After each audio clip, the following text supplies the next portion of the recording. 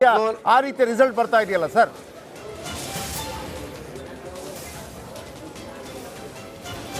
ಈಗ ನೀವು ಹೇಳಿರುವಂಥ ಒಟ್ಟು ಮಾತುಗಳು ಆತ್ಮಾವಲೋಕನ ಮಾಡಬೇಕಾದಂಥ ಅನಿವಾರ್ಯತೆ ಚೌಕಟ್ಟಲ್ಲಿ ನಾವಿದ್ದೇವೆ, ನಾವು ಅಲ್ಲ ಅಂತ ಹೇಳಿಲ್ಲ.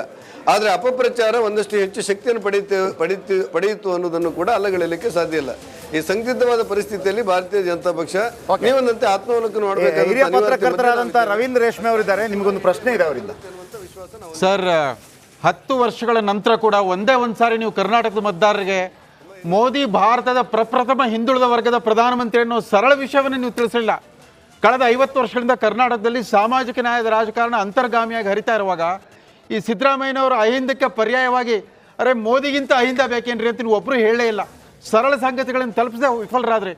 ರಾಮ ಮಂದಿರ ಸ್ಥಾಪನೆಯನ್ನು ಮೋದಿಯವರು ವಿಕಸಿತ ಭಾರತ ಸಂಕಲ್ಪ ಯಾತ್ರೆ ಅಂತ ವ್ಯಾಖ್ಯಾನ ಮಾಡಿದ್ರೆ ಅದನ್ನು ನೀವು ಸಂದೇಶವನ್ನು ನೀವು ತಲುಪಿಸಲೇ ಇಲ್ಲ. ಮೋದಿ ಅಂದರೆ ಮಂತ್ರಾಕ್ಷತೆ, ಮೋದಿ ಅಂದರೆ ರೋಡ್ ಶೋ ಅಷ್ಟನ್ನೇ ಮಾಡಿಬಿಟ್ರಿ ನೀವು. ಸಾಂಕೇತಿಕ ಸಂಗತಿಗಳು ಮುಳುಗಿಬಿಟ್ರೆ ಹೊರತು ಮೋದಿ ಮಾಡಿದ ರಚನಾತ್ಮಕ ಕಾರ್ಯಕ್ರಮಗಳನ್ನು ತಲುಪಿಸೋದ್ರಲ್ಲಿ ವಿಫಲರಾಗಿದ್ದಾರೆ ಅಂತ ಒಪ್ಕೊಳ್ತೀರಾ? ರೈಟ್. ಆತ್ಮಾವಲೋಕನ ಉತ್ತರ ಕೊಟ್ಬಿಡ್ಲಿ ಕೋಟ ಶ್ರೀನಿವಾಸ್ ಪೂಜಾರಿ ಅವರಿಗೆ. ನಾವು ಹೇಳಿದ್ದು 20ರಿಂದ 22 ಬರ್ತೇವೆ ಅಂತ ನಾವು ಹೇಳಿದಾಗ ಕರ್ನಾಟಕದ ಮಟ್ಟಿಗೆ ನಾವು ಮೋದಿಯ ಕಾರ್ಯವೈಖರಿಯನ್ನು, ಮೋದಿಯ ಕಾರ್ಯಶೈಲಿಯನ್ನು, ಮೋದಿಯ ರಾಷ್ಟ್ರಭಕ್ತತೆಯನ್ನು ನಾವು ಜನಸಾಮಾನ್ಯ ತಲುಪಿಸಲಿಕ್ಕೆ ಮತ್ತಷ್ಟು ಪರಿಣಾಮಕಾರಿಯಾಗಿ ಕೆಲಸ ಮಾಡಬೇಕಿತ್ತು ಅನ್ನೋದು ಸೇರಿದಂತೆ ನರೇಂದ್ರ ಮೋದಿಯವರು ಹಿಂದುಳಿದವರಿಗೆ, ದಲಿತರಿಗೆ ಕೊಟ್ಟಿರುವಂಥ ಶಕ್ತಿಯನ್ನು ಮತ್ತಷ್ಟು ಪ್ರಚುರಪಡಿಸಬೇಕು ಅನ್ನುವಂಥ ನಿಮ್ಮ ಭಾವನೆಗೆ ಗೌರವ ಕೊಟ್ಟಾಗಲೂ ಕೂಡ ನಮ್ಮ ಶಕ್ತಿ ಮೀರಿ ನಾವು ಪ್ರಯತ್ನ ಮಾಡಿದ್ದೇವೆ. ಈ ಫಲಿತಾಂಶವನ್ನು ನೀವು ನೋಡಿದಾಗ ಬಹುತೇಕ ಇವತ್ತು ನಾವು 20ರಿಂದ 22 ಬರ್ತದೆ ಅಂತ ನಾವು ಹೇಳಿದ್ದು, ನಮ್ಮದು 16ರಿಂದ 18, 20ಕ್ಕೆ ಸೀಮಿತ ಆಗ್ತದೆ ಅಂತ ಅನಿಸುತ್ತೆ. ಅಲ್ಲೂ ಎಲ್ಲೋ ಸ್ವಲ್ಪ ಹೆಚ್ಚು ಕಡಿಮೆ ಆಗಿರಬಹುದು. ಅದಕ್ಕೆ ನಮ್ಮ ವೇಗ ಮತ್ತು ನರೇಂದ್ರ ಮೋದಿಯವರ ಕಾರ್ಯಶೈಲಿಯನ್ನು ಜನರಿಗೆ ತಲುಪಿಸಲಿಕ್ಕೆ ನಾವು ಮತ್ತಷ್ಟು ಪರಿಣಾಮಕಾರಿಯಾಗಿ ಕೆಲಸ ನಡಿ ಈಗ ಶುರು ಮಾಡೋಣ.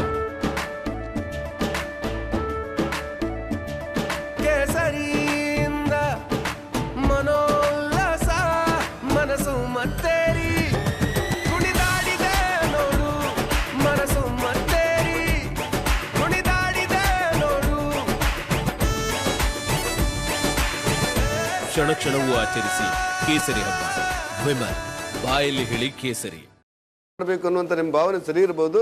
ಅದೇನೇ ಇದ್ರೂ ಕೂಡ ಮತ್ತೆ ಆತ್ಮಾವಲೋಕನ ಮಾಡ್ತೇವೆ. ಎನ್ಡಿಎ ಸರ್ಕಾರ ಬರುತ್ತೆ. ಭಾರತೀಯ ಜನತಾ ಪಕ್ಷ ವೈಯಕ್ತಿಕವಾಗಿ ನಿಮಗೆ ಅಭಿನಂದನೆಗಳು, ಕಂಗ್ರಾಚುಲೇಷನ್. ಹಾಗೆ ಪಾರ್ಟಿಯಲ್ಲಿ ಆತ್ಮಾವಲೋಕನ ಆಗ್ಬೇಕು ಅಂತ ಹೇಳಿ ನೀವೇ ಹೇಳಿರೋದ್ರಿಂದ ಬಹುಶಃ ಆ ಕಾರ್ಯ ಅನಿವಾರ್ಯ ಕೂಡ ಅನ್ಸುತ್ತೆ ಅಂತ ಹೇಳಿ. ಧನ್ಯವಾದ ಸರ್ ಮಾತನಾಡಿದ್ದಕ್ಕೆ. ಬಹುಶಃ ಇವಾಗ ಅಮಿತ್ ಶಾ ಅವರು ಗೆಲುವನ್ನ ಸಾಧಿಸಿದ್ದಾರೆ. ಅದರ ಕ್ಲಿಯರ್ ಕಟ್ ರಿಸಲ್ಟ್ ಬಂದಿದೆ. ಅಮಿತ್ ಶಾ ಅವರು ಮೂರನೇ ಬಾರಿಗೆ ಕ್ಷೇತ್ರದಿಂದ ಗೆಲುವನ್ನ ಸಂಪಾದಿಸಿದ್ದಾರೆ.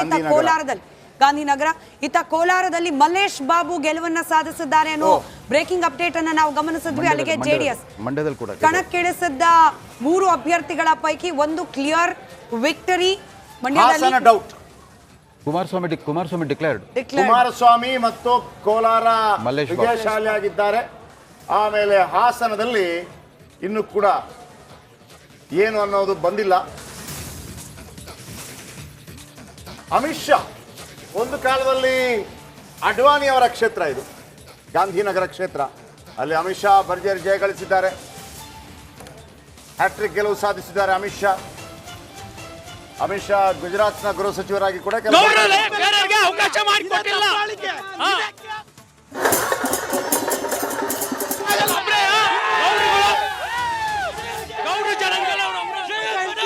ಶ್ರೇಯಸ್ ಪಟೇಲ್ ಲೀಡ್ ಬಂದಂತ ಕಾರಣದಲ್ಲಿ ಅವರ ಬೆಂಬಲಿಗರು ಬಂದು ತಮ್ಮ ಜಯದ ವಾತಾವರಣ ಇಲ್ಲಿ ನಿರ್ಮಾಣ ಆಗಿರುವಂತದ್ದು. ಅವರ ಬೆಂಬಲಿಗರು ಖುಷಿಯನ್ನ ವ್ಯಕ್ತಪಡಿಸಿದ್ದಾರೆ. ಕ್ಯಾಮರಾ ಪರ್ಸನ್ ರಾಜು ಜೊತೆ ಅಶ್ವಥ್ ವೇತ್, ರಿಪಬ್ಲಿಕ್ ಕನ್ನಡ, ಹಾಸನ. ಹಾಸನದಲ್ಲಿ ಶ್ರೇಯಸ್ ಪಟೇಲ್ ಮತ್ತು ಪ್ರಜ್ವಲ್ ರೇವಣ್ಣ ಅವರ ನಡುವಿನ ಹೋರಾಟ. ಶ್ರೇಯಸ್ ಪಟೇಲ್ ಕಳೆದ ಬಾರಿ ಕೂಡ ಹೊಳೆ ನರಸೀಪುರದಲ್ಲಿ ಅಭ್ಯರ್ಥಿಯಾಗಿ ಕಣಕ್ಕಿಳಿದಿದ್ರು. ಕೇವಲ 3,000 ಅಂತಗಳ ಮತದಲ್ಲಿ ಸೋತಿದ್ರು. ಇಲ್ಲಿ ಒಂದು ಹಳೆ ಕಥೆ ಇದೆ. ಇಲ್ಲಿ ಈ ಪುಟ್ಟಸ್ವಾಮಿ ಗೌಡರ ಮೊಮ್ಮಗ ಪುಟ್ಟಸ್ವಾಮಿ ಗೌಡರು ಮಾತ್ರ ದೇವೇಗೌಡರನ್ನ ಸೋಲಿಸಿದಂಥ ಇತಿಹಾಸ ಇರೋದು. ಆಮೇಲೆ ಆ ಫ್ಯಾಮಿಲಿಯನ್ನು ಸೋಲಿಸಿದ ಇತಿಹಾಸ ಇರೋದು ಮತ್ತೆ ರೇವಣ್ಣ ಅವರಿಗೆ. ಸೊ ಹಾಗಾಗಿ ಅದು ಅಂದಿನಿಂದ ಇಂದಿನ ತನಕ ಮುಂದುವರೆದುಕೊಂಡು ಬಂದಿದೆ. ಈ ಬಾರಿ ಬೇರೆ ಬೇರೆ ಕಾರಣಗಳಿಗಾಗಿ, ಅಂದರೆ ಆ ಪೆನ್ಡ್ರೈವ್ ವಿಚಾರಕ್ಕೆ ಸಂಬಂಧಪಟ್ಟ ಹಾಗೆ ಅದು ಕೇವಲ 2 ದಿನಗಳ ಮೊದಲು ಮಾತ್ರ ಅಲ್ಲಿ ಪ್ರಚಲಿತಕ್ಕೆ ಬಂತು, ಅಂದರೆ ಸಾರ್ವಜನಿಕವಾಗಿ. ಆದರೆ ಅಲ್ಲಿ ಹಾಸನದಲ್ಲಿ ಮೊದಲೇ ಅದರ ಬಗ್ಗೆ ಕೆಲವು ಊಹಾಪೋಹಗಳಿತ್ತು. ಹಾಗಾಗಿ ಪ್ರಜ್ವಲ್ ರೇವಣ್ಣ ಅವರಿಗೆ ಈ ಬಾರಿ ಟಿಕೆಟ್ ಬೇಡ ಅನ್ನೋದನ್ನು ಕೂಡ ಅಮಿತ್ ಶಾ ಸಮೇತರಾಗಿ ಕುಮಾರಸ್ವಾಮಿ ಅವರು ಕೂಡ ಹೇಳಿದರು. ಆದರೆ ಮಂಡ್ಯ, ತುಮಕೂರು, ಕೋಲಾರ ಇಲ್ಲಿ ವಿಜಯಶಾಲಿಗಳಾಗಿದ್ದಾರೆ. ಮಂಡ್ಯದಲ್ಲಿ ಕುಮಾರಸ್ವಾಮಿ, ತುಮಕೂರಲ್ಲಿ ವಿ ಸೋಮಣ್ಣ ಜಯಗಳಿಸಿದ್ದಾರೆ. ಎಸ್, ಕನ್ಫರ್ಮ್ ಮಾಡಿ ಹೇಳಿದ್ರೆ ನಾವು ಅದನ್ನು ಅನೌನ್ಸ್ ಮಾಡ್ತೀವಿ. ಸೋಮಣ್ಣ ಅವರ ಕಣ್ಣೀರ ಧಾರೆ ಇಲ್ಲಿಗೆ ನಿಂತಿದೆ ಅಂತ ಕಾಣುತ್ತೆ. ಯಾಕಂದ್ರೆ ಎರಡೆರಡು ಕಡೆ ಅವರು ಸೋಲಾಗಿತ್ತು. ಅದನ್ನು ನನಗಾದನು ಅಂತೇಳಿ ಅವರು ಹೇಳಿ ಕೊನೆಗೂ ತುಮಕೂರಿನಲ್ಲಿ ಅವರಿಗೆ ಭರ್ಜರಿ ಗೆಲುವು ಸಿಕ್ಕಿದೆ. ಮಿನಿಸ್ಟರ್ ಮಾಡಿ ಅಂತ ಹೇಳಿ ಏನಾದರೂ ಡಿಮ್ಯಾಂಡ್ ಬರುತ್ತಾ ಗೊತ್ತಿಲ್ಲ. ಕೇಂದ್ರ ಮಟ್ಟದಲ್ಲಿ ಅವರು ರಾಜ್ಯಸಭೆಗಾದ್ರೂ ನನ್ನನ್ನು ಆಯ್ಕೆ ಮಾಡಿ ಅನ್ನುವಂಥದ್ದು ಬಂದಿತ್ತು. ಆಮೇಲೆ ನುರಿತ ರಾಜಕಾರಣಿ ಒಂದು ಮಾತನ್ನ ರೇಷ್ಮೆ ಅವರು ಹೇಳ್ತಾ ಇದ್ರು.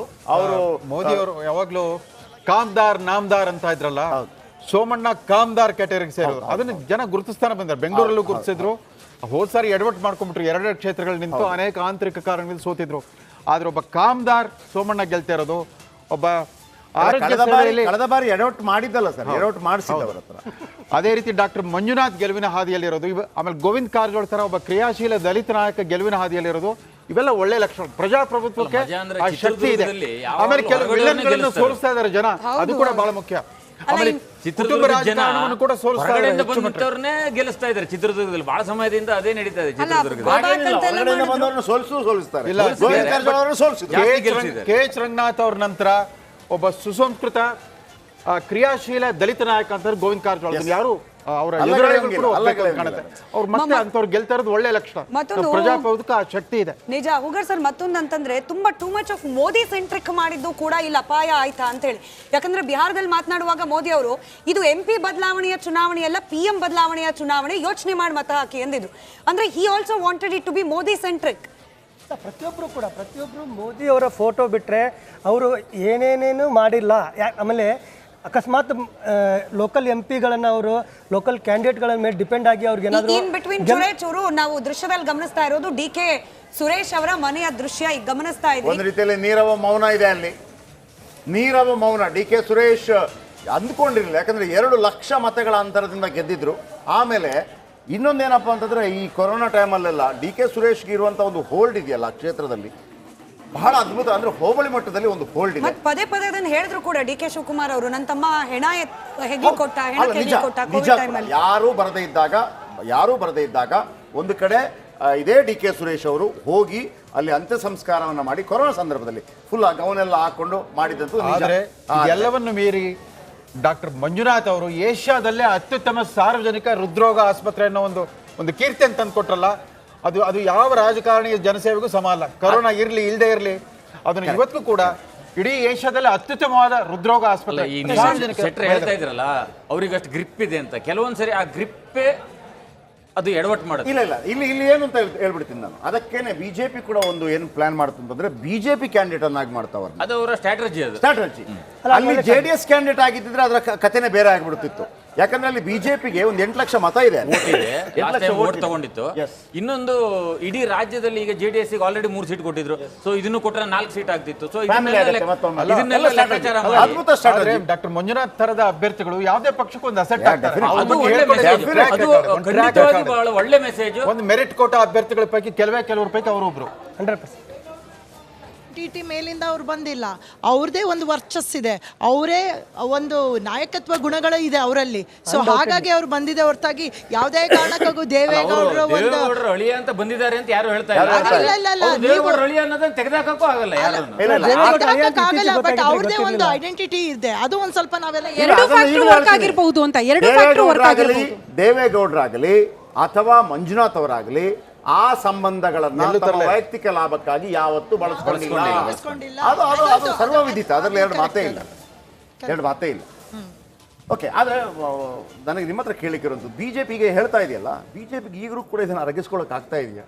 ಈ ಸೋಲು ಅಂದ್ರೆ ಆತರ ಹೇಳ್ತಾ ಇಲ್ಲ, ಬಟ್ ಗೊತ್ತಿತ್ತ ಅಂತ ಹೇಳಿ ಹೀಗಾಗಬಹುದು ಅನ್ನೋ ಒಂದು ಮುನ್ಸೂಚನೆಯಿಂದಲೇ ಕಡೆಯ ಹಂತದ ಚುನಾವಣಾ ಮತದಾನ ಪ್ರಚಾರ ಸಂದರ್ಭದಲ್ಲಿ ಮಾತಿನ ವರ್ಷೆ ಚೇಂಜ್ ಆಯ್ತು. ಎರಡನೇ ಹಂತದಲ್ಲಿ ಮಾತಾಡಿದಾಗ ಯಾರ ಹತ್ರ ಕೋಟ ಶ್ರೀನಿವಾಸ ಪೂಜಾರಿ ಅವ್ರ ಹತ್ರ ಮಾತಾಡಿದಾಗ ಅವರ ಬಳಿ ಉತ್ತರ ಇಲ್ಲ ಈಗಲೂ ಕೂಡ. ಇದು ಯಾಕೆ ಹಿಂಗೆ ಆಗ್ತಾ ಇದೆ ಅಂತೇಳಿ ಅವರು ಆತ್ಮಾವಲೋಕನ ಮಾಡಿದ ನಂತರ ಕೂಡ ಗೊತ್ತಾಗ್ಲಿಕ್ಕಿಲ್ಲ. ಬಿಜೆಪಿ ಅಂದ್ರೆ ಆ 272 ಬರದೇ ಇರೋದಕ್ಕೆ ಏನು ಕಾರಣ ಅಂತ.